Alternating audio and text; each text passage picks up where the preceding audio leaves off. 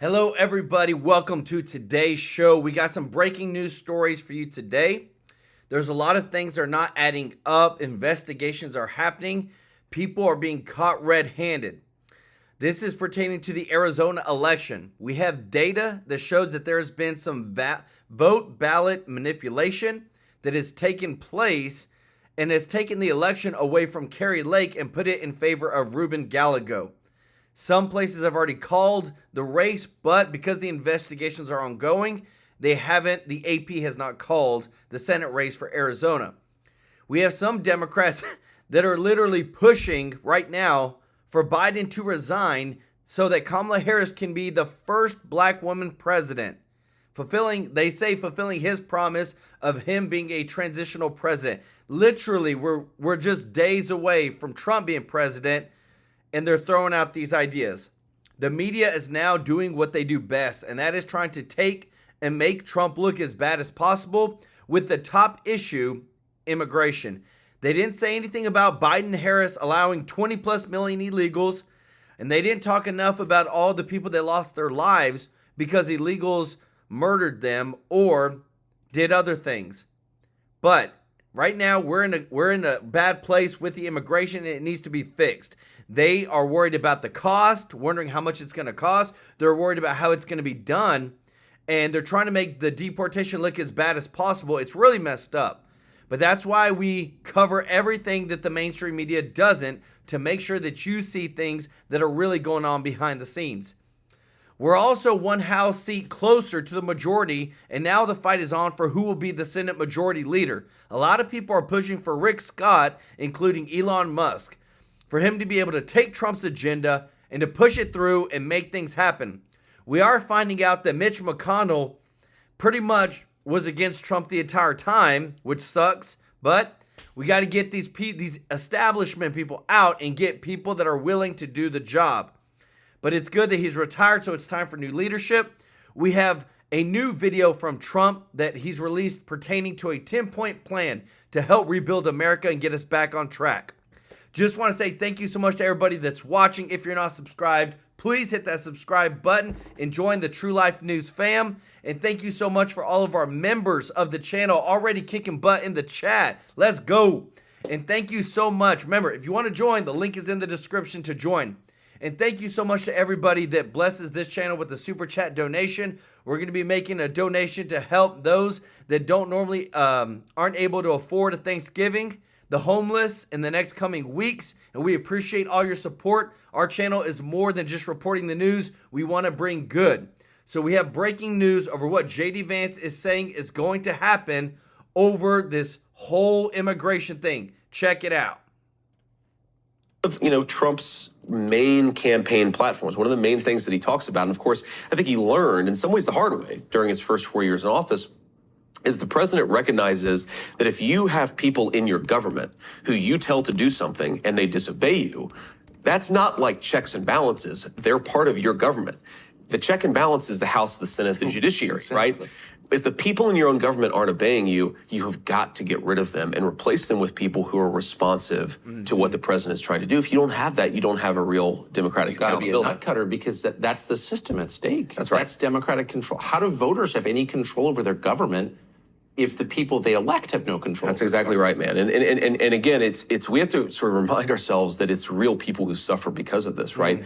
There are Americans who are dead because the Joint Chiefs of Staff didn't listen to the President of the United States when he said you need to do troop redeployments out of Syria. There are veterans who are dead because the VA does not function as well as it could because the president needs to be able to fire, again, the small number of people who aren't doing their job. And that same story repeats itself, rinse and repeat through the entire American government. You have got to have basic democratic accountability. And I think, most Americans recognize, like, look, we're fine with, bureaucrats making a reasonable salary. We're fine with people having a good life, but they've got to do their job, right? When you're in public service, you've got to do your job. And whether you're an elected official or an unelected bureaucrat, if you're not doing your job, you got to get out there and make way for somebody who will. So if you guys win and you start firing people who are acting against orders of their commander-in-chief and against the expressed will of voters, the New York Times will call it a fascist takeover. That's exactly right. So the question is, do you care? Well, I think we have to not care. Now, you have to care about public opinion, of course, because you have to actually make the case to the American people. But if you're acting on behalf of the public, you have to say, I mean, look, it's what's so funny about it is it's the opposite, right? Real democracy is when the elected leaders the voters elect actually make the decisions in the government. Right. But fascism, if it's anything, it's that the voters don't get any say in how their government actually operates. So I think you have to do it. And look, man, I've been in politics all of 2 years, but there are all of these really subtle ways in which the media, the tech sector, the people who call the shots try to manipulate the American public and manipulate political leadership into not doing the things the American people actually want. So here, let me give you an example.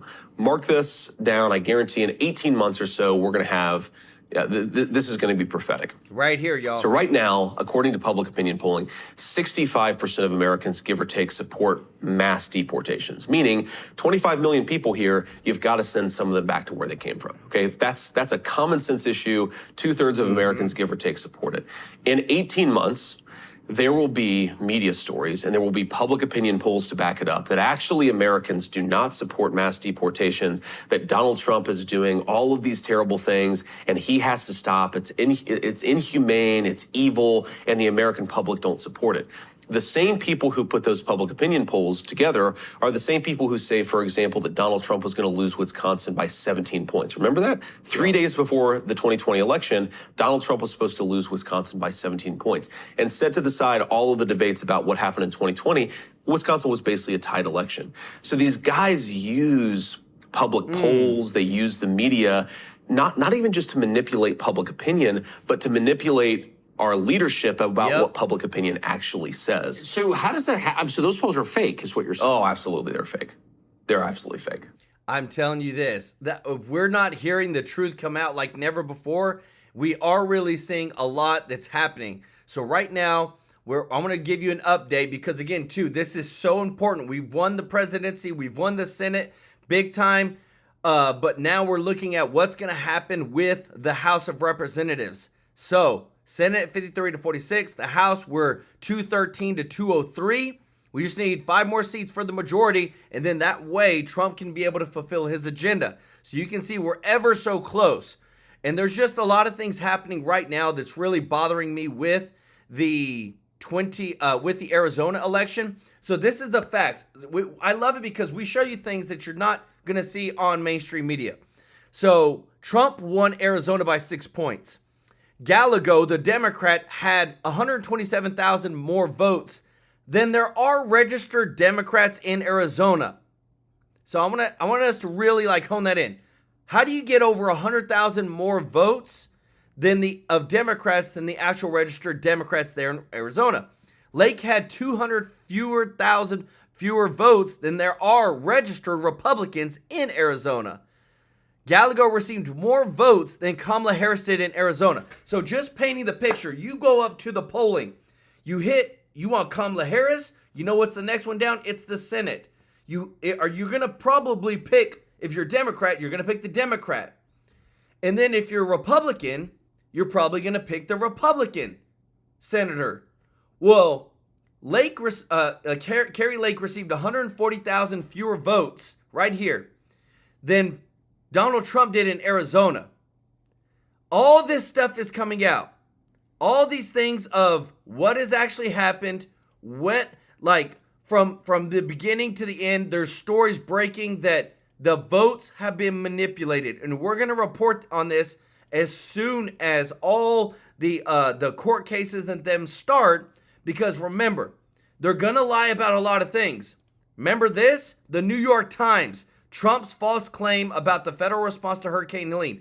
The former president falsely accused the Biden administration of spending disaster funding on migrants, neglecting areas that had voted for Republicans. That piece right there. Did we not just prove last week that there was a FEMA director who was literally telling relief workers, skip over houses that have Trump and Vance signs?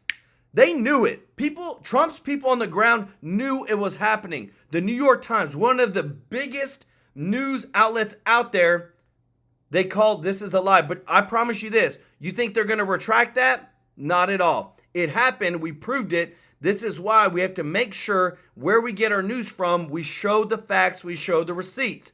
Because the next piece of it all is who's going to be the Senate Majority Leader. A lot of people are pushing for Rick Scott, but we need somebody who's not going to be afraid to fulfill Trump's agenda. Check this out. Accept the fact that treating people like a spreadsheet tool and toilet bowl cleaners is never going to build long-term political loyalty to your brand. And when you've got a bunch of stone cold killers, to use Brian Williams, who are recruiting people into the movement every single day, the Presslers, the meme folks out there, all the people out there trying desperately to recruit into the Republican Party, you have no long-term solution to this. Here's Scarborough again. They're not only stunned by what I showed you before, the Texas border map, the California map, these liberal states. They're stunned about what happened in New York. Trump sliced his deficit in half. New Jersey, Trump almost won. Almost came within striking distance in New Jersey. They're stunned at Illinois. They can't believe it. They're not ready to accept that they're the problem. Folks, I'm telling you right now, the Scott Pressler model in Pennsylvania of going to gun shows and registering voters. Listen to me now, please. This is an important tactical point. If they continue this confusion, we have an opportunity in 2 years to sneak up on them again. If we can transplant the Pressler model to New York and New Jersey, there's a governor's election coming up in New Jersey. Listen to me. We can turn that state red. It's going to take time, but I'm telling you it can be done because they just aren't ready to do the work Pressler and you out there, the activists, have done to turn Pennsylvania and other states like Nevada red. Look, they're still confused. Listen to Scarborough. This wasn't just a loss in those states. Mm-hmm. Democrats only won in Illinois by 4 points, only won in New Jersey by 5 points. Bleeding support in New York. You can go around the country. It's bad, not just for Kamala Harris. They don't get it. They don't understand because they don't want to.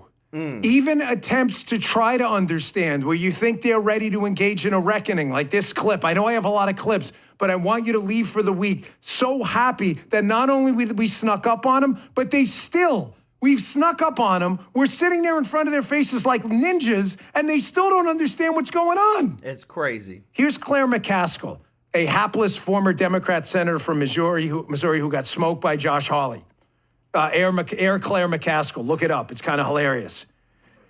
This is my favorite clip of the show, too. She starts out great. She's like, man, we just can't read the American people. And you're like, wow, bad news. The Democrats are going to finally get it. And then quickly watch her pivot right away to, because Donald Trump's like the worst and all his people suck, too. Watch this. Check this out. Well, first, I think we have to acknowledge that Donald Trump knows our country better than we do. I think he figured out that anger and, frankly, fear were way more powerful than appealing to people's better angels.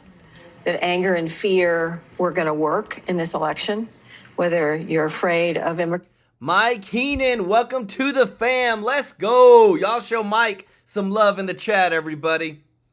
immigrants or afraid of people who are trans. He figured that out. I can't. You get the point. Detsky's favorite clip. I think it was mine, too. Just when you think they got it, Donald Trump seems to have his finger on the pulse of America, and he got it. Maybe we should pay attention to that pulse rate. And she's like, yeah, because you're all a bunch of racist, misogynist, fascist, Nazi, animal slob, toilet bowl cleaners. They can't do it, bro. Even Guy's like, he never lied. He didn't even answer a question. They can't do it. They can't do it. Folks, we got an important mission ahead. Monday, we got to get to personnel. Donald Trump has to put together a team now to take back America. Yes. Folks, the dream team. I am in this, I promise you, for one thing. I put out a tweet last night about my friends in the business and how this business is full of people who are phonies and fakes. And they are. And a lot of people over the last few days have shown me their true colors. If you got a text from me about something and you didn't respond, I just want you to know, like, delete my number. Because we did a lot for people. And I'm kind of pissed off at some people out there. We have work to do now. And I have one person's interests in mind, that is supporting Donald Trump. I like other people, but my loyalty is to President Trump. In the chat, I know that's you too. And he needs to surround himself with a solid, strong team of people. So I'm not trying to be about this, but there are people who have no business being in this administration at all, and it's our job. We're not here to make friends. You want friends? Get a freaking dog. They'll be great. They'll love you no matter what. That's not me. A lot of so-called friends abandoned me, too, after they got what they wanted. Mike Pompeo is an absolute no-go in the White House. I'm sorry. Mike Pompeo has turned at every opportunity on Donald Trump. I'm hearing from sources Mike Pompeo was responsible for the appointment of Gina Haspel at the CIA after him, who destroyed the Trump administration and did nothing about the Hunter laptop letter. Mike Pompeo is an absolute no-go. Our friends, Cat Turd and others, please, I'm asking you, no Pompeo, hashtag no Pompeo, whatever hashtag you want. Cat Turd's better at this than me. No Pompeo. Donald Trump's team knows who to pick, but we know who not to. And if you doubt me, listen to this clip of Mike Pompeo turning on Donald Trump immediately on the classified documents case, immediately before he even had the facts. You want this guy on the inside? Watch this. Two things I think are both true at this point. First, if the allegations are true, and there's lots of indications that they are, President Trump had classified documents where he shouldn't have had them, and then when given the opportunity to return them, he chose not to do that for whatever reason. That's just, Brian, you talked about me having classified documents. I handled thousands and thousands of them over my time in Congress and then as a CIA director and Secretary of State. I suppose we can all make mistakes and get them to the wrong place, but when somebody identifies that, you got to turn them in. And so that's inconsistent with protecting America's soldiers, sailors, airmen, and Marines. And if the allegations are true, some of these were pretty serious, important documents. And so that's wrong. Absolutely no Mike Pompeo. Folks, we gave the Republican Party a mandate from the presidency to the Senate to the House to state houses. We did it. We did this. You guys did it. You're the ones who went out and filled in little circles in the voting booth and brought 10 people with you. The Bongino Army did it. The Levin Army did it. The Hannity Army, Glenn Beck, all of them, Charlie Kirk, Benny, Steve Bannon, all of them deserve credit. It's not just about us. Some of you watch those other shows too. Evita's growing Duffy division. We did it. We don't want this guy. It's not personal. I don't know him. I don't want to know him. Not this guy. You've got thousands of qualified patriots who supported Donald Trump from the beginning. I don't want any people on the inside who the second the going gets tough are going to bail on him. He didn't even know the facts for that case and went on Fox News and opened up his mouth throwing this guy under the bus. That is 100% true. And we thankfully, so things came out. Trump literally came out over the weekend and said that Nikki Haley, you know what? Let me actually show you the clip, the actual post from Trump. Thank you so much, A&F, for the super chat. Let's go. Y'all show A&F some love. This is Andy in the chat. He said we have a rhino Mike Pompeo. That's what he is. Check this out. Trump came out and said, I will not be inviting former Ambassador Nikki Haley or former Secretary of State Mike Pompeo to join the Trump administration, which is currently in formation. I very much enjoyed and appreciated working with them previously and would like to thank them for their service to our country. MAGA, baby. MAGA. Because I'm telling you this, we don't need fake people. We don't need people that take the American people's money and use it for their own personal whatever. Watch this. Check this out. So these are the numbers. This is the real stuff. This tells you who's establishment versus who is a person who knows how to manage money. Trump raised $381.54 million, $750 million. Trump spent $345 million. He only paid the staff $10.4 million. So he managed the money well. He ended up with the surplus, $20-something million. Kamala Harris raised over $1 billion for her campaign. She spent $1.37 billion, and she spent half of it on her staff, $582 million. I posted and said they knew that they were going to lose, so they wanted to take a little extra because, to make sure that they were going to be okay for a while. This right here shows you who knows how to manage money and who just spends it. Did y'all know that Harris actually paid Oprah $1 million for her to come and speak? Oprah didn't do it because she wanted to. She didn't do it because she truly supported Harris. She did it because she got paid. Every person that did an interview with him got paid. Go ask the Trump people. They didn't get paid. There was no speaking fees.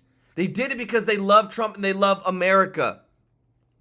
I want to show you why Trump, this is whenever it started for Trump. This is whenever everything began for Trump, that he was going to go against everybody. This is when they decided to attack him, but this is what shows you that he was going to do the right thing. Check this out. Let me just, he wants to be a tough guy. A lot of times you'll have, and it doesn't work very well with How tough is it to take property from an elderly woman? Let me talk. Quiet. How tough a lot is of it? times,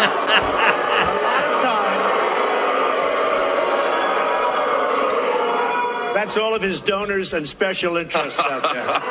So that's what it is. That's what. And by the way, let me just tell you, we needed tickets. You can't get them. You know who has the tickets for the? I'm talking about to the television audience. Donors, special interest, the people that are putting up the money. So it is. The RNC told us we have all donors in the audience, and the reason they're not loving me, the reason they're not loving me is I don't want their money. I'm going to do the right thing for the American public. Let's go. I don't want their money. I don't need their money, and I'm the only one up here that can say. Guys, that was back in 2015. A lot of people, this is what I love. A lot of people, Trump hasn't changed. This guy's the same crazy guy that from the beginning, he is 100% put American people first. Listen to this. This is just nuts. Because people that don't know how to manage money do not need to be in charge of the biggest money supplier in the entire world. Check this out. We learned two things about Kamala this election. She's good at raising money and she's good at blowing it. But money can't buy you elections, especially when you spend it like she did. She raked in more than $1 billion and is somehow now in debt. The Washington Examiner dug through her financial statements and gave us a good clue why. Kamala's campaign was getting whacked like a piñata while D.C. leeches hoovered up all the cash. She spent over $50 million on payroll. Trump's campaign spent less than 10. Another 12 million went to consultants and 20 million went to their little concerts with Lady Gaga, Katy Perry, Christina Aguilera, John Bon Jovi, remember him? They even had to cancel a performance by Alanis Morissette because they were running low on cash. Isn't that ironic? Campaign insiders are mad at the bosses for wasting donor money on concerts instead of ads about, the economy. Quote, they said they were spending to zero. I guess they overshot zero. Ads would have gone a lot further than the pricey celebrity endorsements. One campaign source said people were concerned about their own financial issues, not Oprah telling them America won't exist.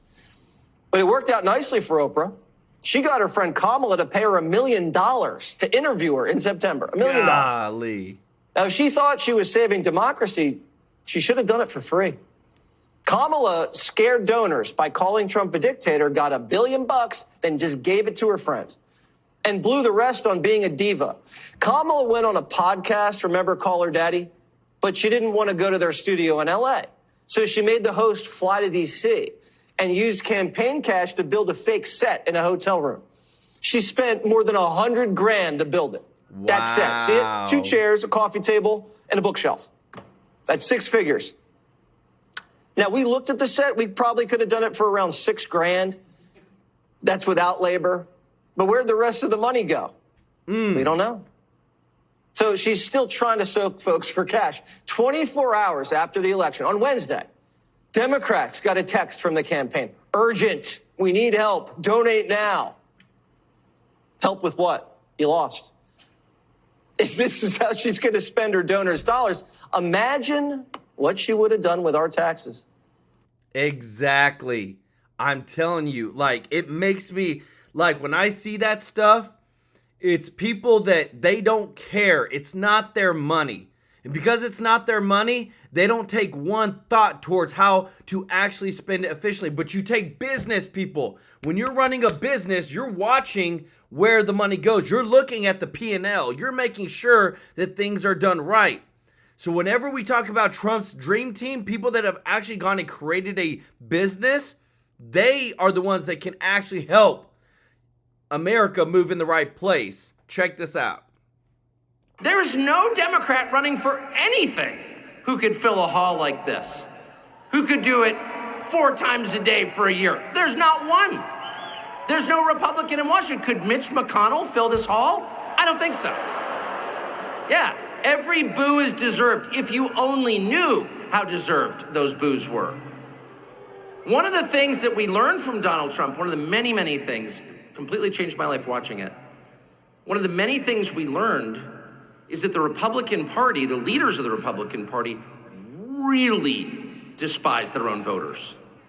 They had zero interest in improving their lives. And we know this because as 100,000 a year died of drug overdose, as their towns died from offshoring of industry, as their towns were invaded from people from foreign countries who were here illegally, they did nothing. Their attention was focused abroad to the Middle East and Eastern Europe. That's where all the money went. That's where all the prayers went. That's where all the attention went, because that's all they cared about. They didn't care at all about their own voters. And by the way, I didn't really know that. I think most people in this room sense that. You know when someone doesn't care about you, you can feel it. You can feel the contempt coming off them in oily waves. That's exactly what it is. It's contempt. Joe Biden's not the only one who thinks you're garbage, actually. Mitch McConnell agrees with that. That's a fact. And that's one of the reasons that they don't want Donald Trump back in Washington.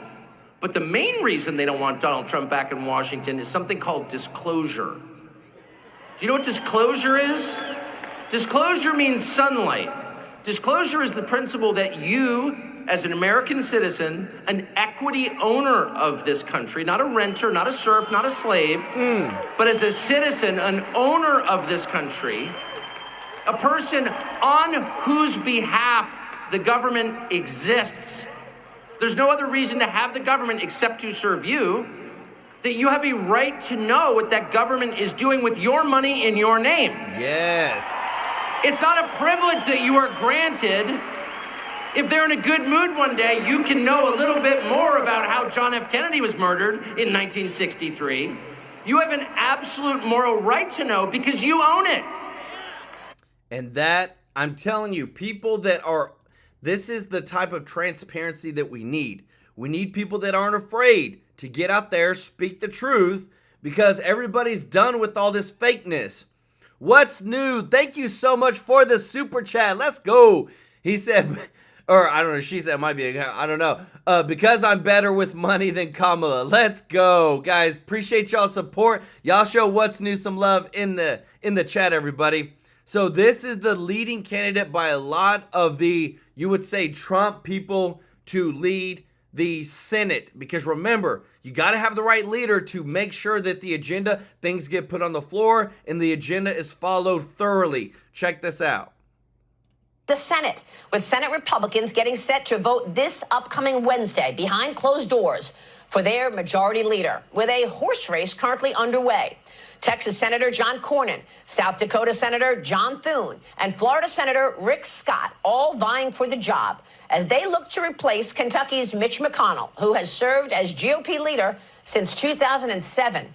Wisconsin Senator Ron Johnson joined me this week on Mornings with Maria to weigh in. I'm a big supporter of Rick Scott's, extraordinary individual, highly successful in business. Ran a company that employed, the 8th largest employer in America. Highly successful governor in Florida. Been a real colleague of mine in the Senate. He's serious. I think President Trump hopefully will endorse Rick, want to work with Rick, because President Trump wants to do big things. We need bold leadership in the Senate, and Rick Scott can provide that leadership. And And since then, Tennessee Senator Bill Hagerty and Kentucky Senator Rand Paul have also said this weekend they, too, will be voting for Rick Scott this Wednesday. Joining me now with more on his bid to replace McConnell as Senate Republican leader is the man himself, Florida Senator Rick Scott. Senator, thanks very much for being here this morning. Maria, Tuesday night was so exciting. I was at a dinner last night and everybody came up to me. They were so excited. They said they really, really believe we're going to get our country back. Florida, we won Miami-Dade. We won, we won by, in my case, we won by 1.4 million votes. Trump won by 4 million votes. We had a great night. Now, how do we get Trump's agenda done? How do we get his nominees done? Yes. How do we codify his executive orders? That's what's up for this leadership race right now. So I'm running to change. We've got to have a big change. We got with almost $36 trillion worth of debt, 100,000 people dying of fentanyl or drug overdoses, open border, work military. We have got to change the way the Senate is run to get Trump's agenda done.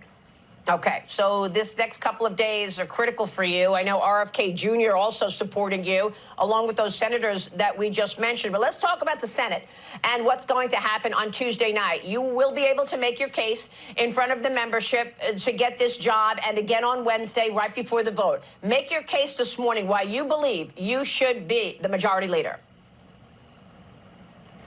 Well, as I've talked to first off, Washington ought to represent the Republican voters around the country. We have a mandate for change. So number one is who is going to represent all the Republican voters? I ran 2 years ago because I knew we needed to make a change in the Senate. I've talked to my colleagues. I think everybody realizes we need to make a change. So the question is going to be who is going to make sure we get these things done? I'm a business guy, as Ron Johnson said. I built businesses all my life, and here's the process you go through. Yes. You say, what is my agenda? How do you build a team? How do you create a plan? You measure the living daylights out of it to get things done. We can balance the budget. We can build a better military. We can make sure that we secure this border. We can make sure we stop all these drugs from coming in, and so many of our family and friends dying of drug overdose. All these things are doing. We can protect Medicare. We can protect Social Security. Every one of these things is doable. I did it in my business life. I built the largest hospital company. I built a variety of manufacturing companies. I ran the state of Florida. We turned it around because we did it together. What it's going to take is somebody who's going to take the time to sit down and bring people together. We've got to get, for a lot of things, 60 votes in the Senate.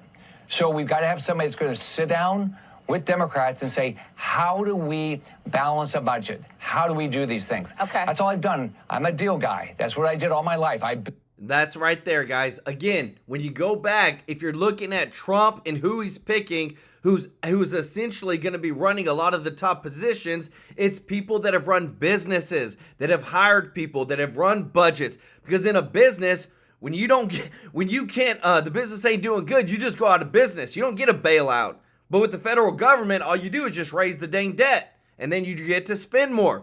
Thank you so much, Crunk Jews, for the super chat.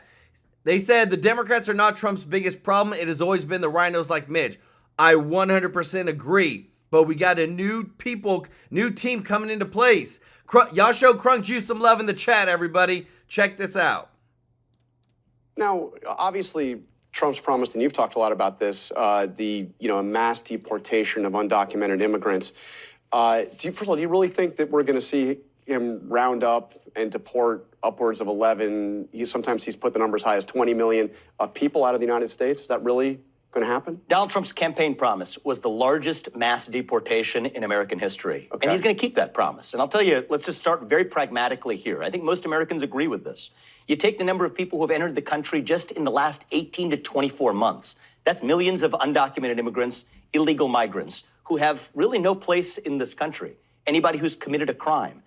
Automatically, that already is the largest mass deportation in American history. Now take that to the next level. Not an iota, not a cent of government spending should go to subsidize this, not to sanctuary cities, not to federal aid to people who are in this country illegally. And we're going to see a large number, by the millions, of self-deportations as well.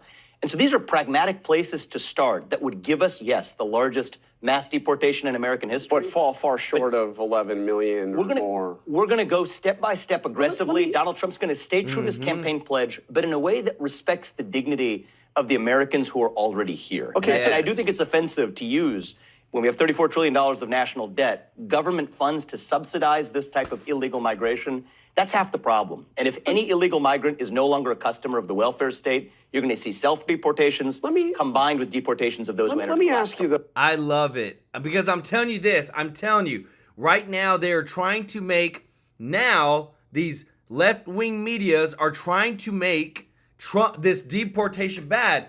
Instead of focusing on, hey, they broke the law, they shouldn't be here. Some of them have committed crimes, let's get them out. They're not worried about that. They're worried about making it look bad so that people feel bad about it. And we just say, oh, just let them in. It was the plan all along from the Democrats to allow this. Check this out.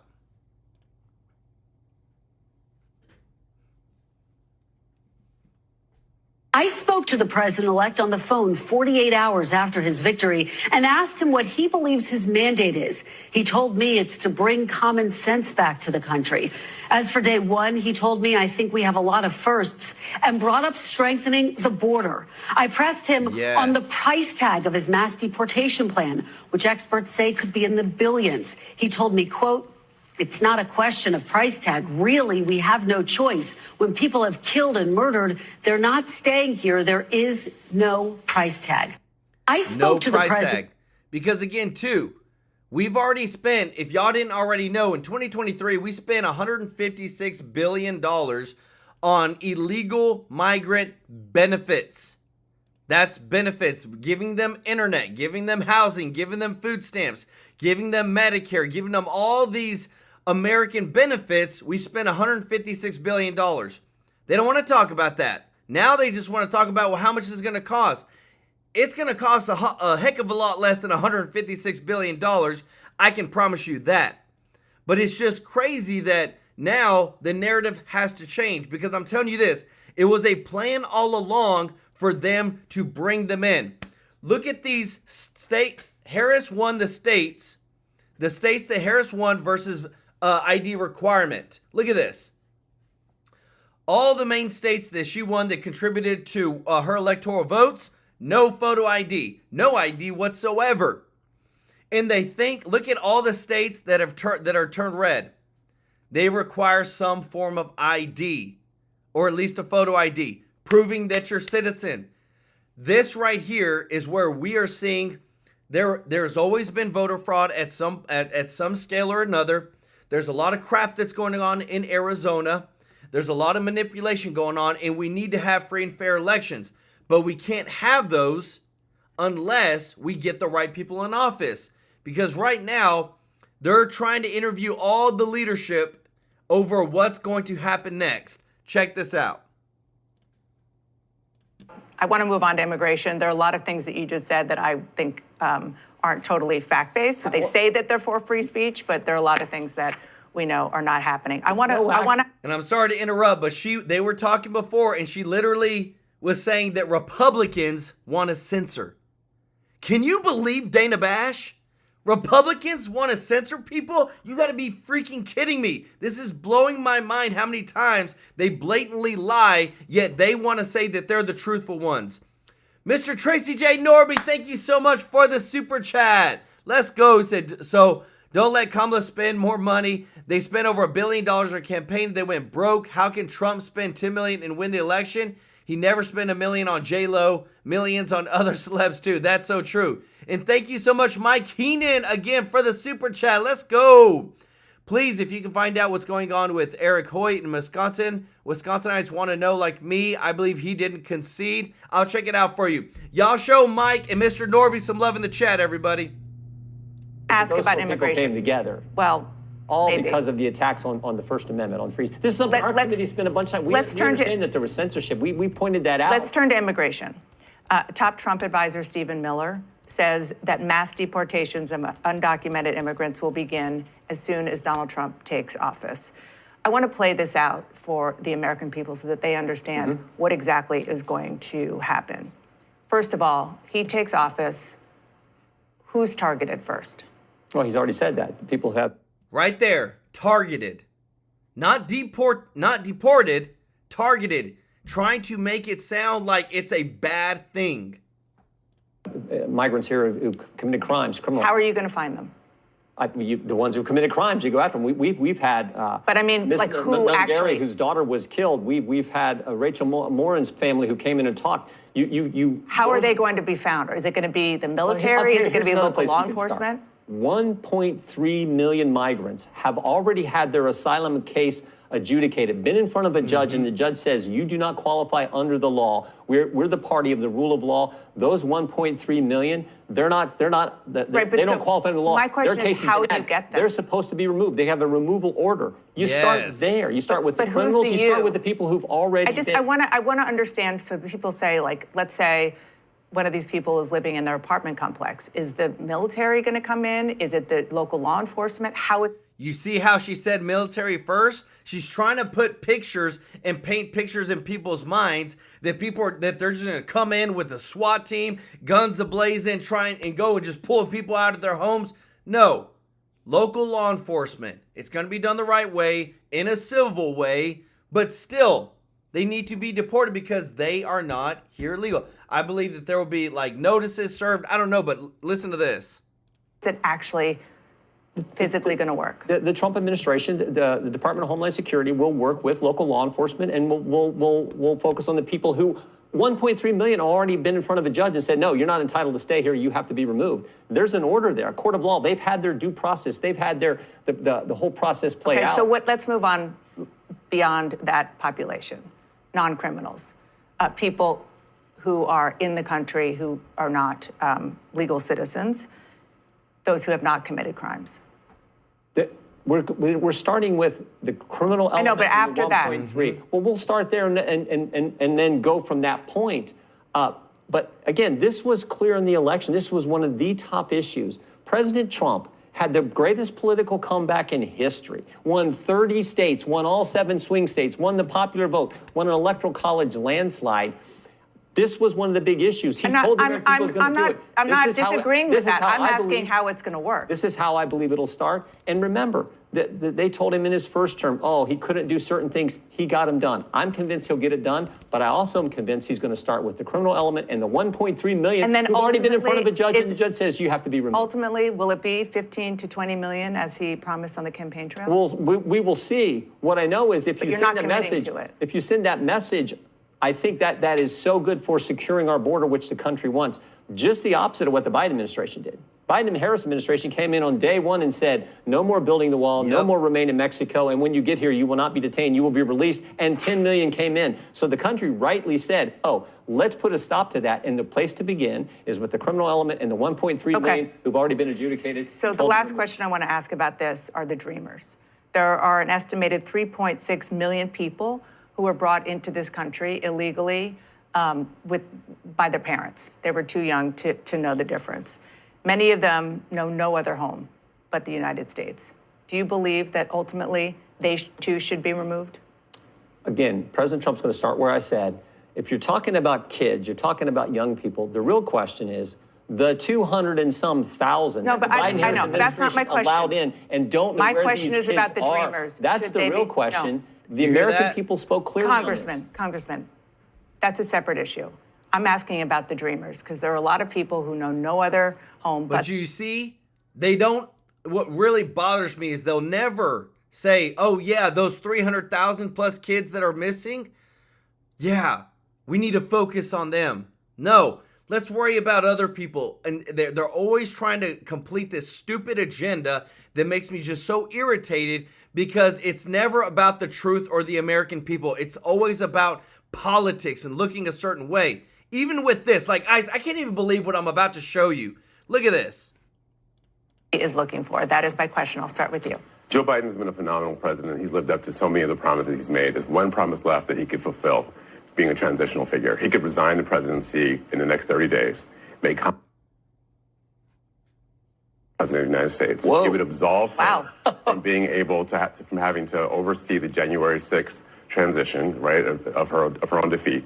And it would make sure that it would dominate the news at a point where Democrats have to learn drama And transparency and doing things that the public want to see is the time. This is the moment for us to change the entire perspective of how Democrats Okay, this operate. has now jumped from an internet meme to a Sunday morning show. Jamal's out here right now. Congratulations. Season of House of Cards. Did y'all hear that? That there's literally, that's actually going around right now. That they want to literally have Joe Biden resign so they can institute Kamala Harris as the actual president of the United States, so that she actually got in there one way or another.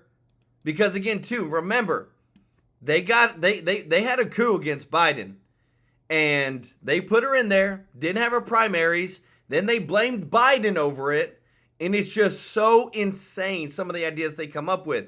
But things are changing in America.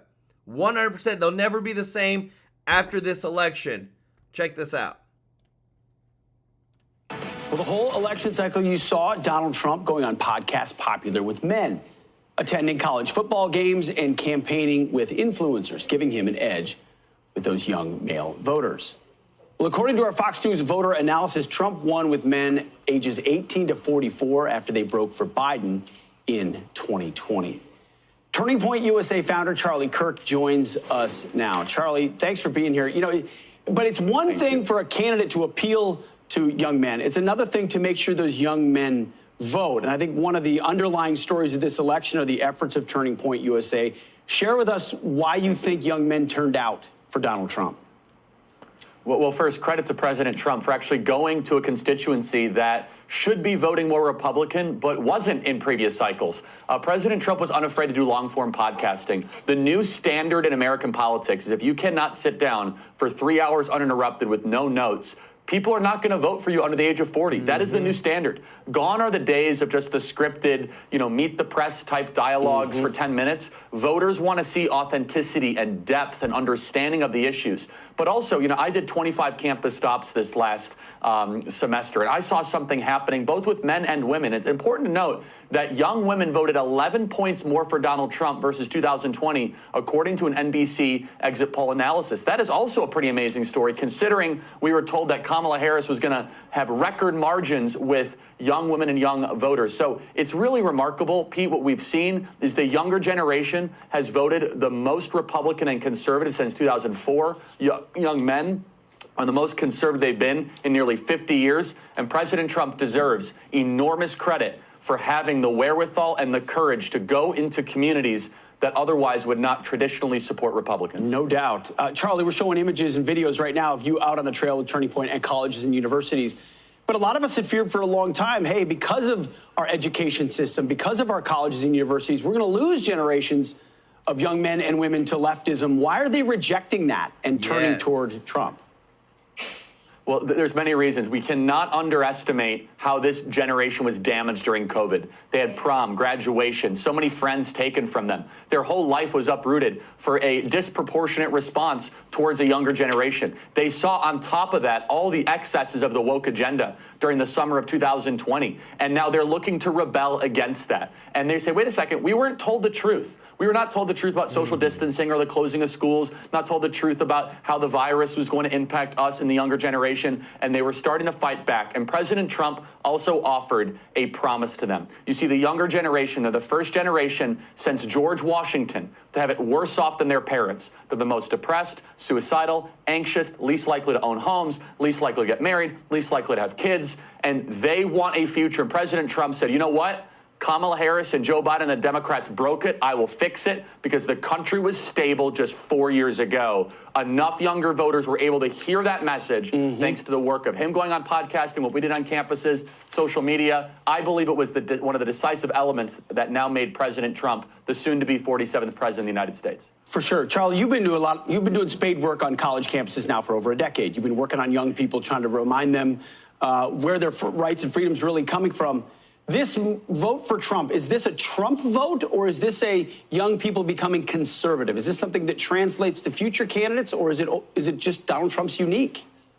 Oh, it absolutely translates to future candidates. And that's what's so amazing is that President Trump is the culmination of a philosophical and worldview shift, a realignment, if you will, where young people increasingly do not want the sad and depressing and heavy worldview that we see on the left. Instead, they want the country that their parents were always talking about. And another important element is Gen Z is largely the kids of Gen X. And Gen X was the most Republican generation that we saw. So Gen X and Gen Z are kind of married to each other, where millennials and boomers are married to each other in some ways. Not married, but they're coupled with each other. And so you're seeing as Gen X and Gen Z become more conservative, that is going to mean a profoundly more Republican country and a mandate for us to be able to advance freedom and liberty.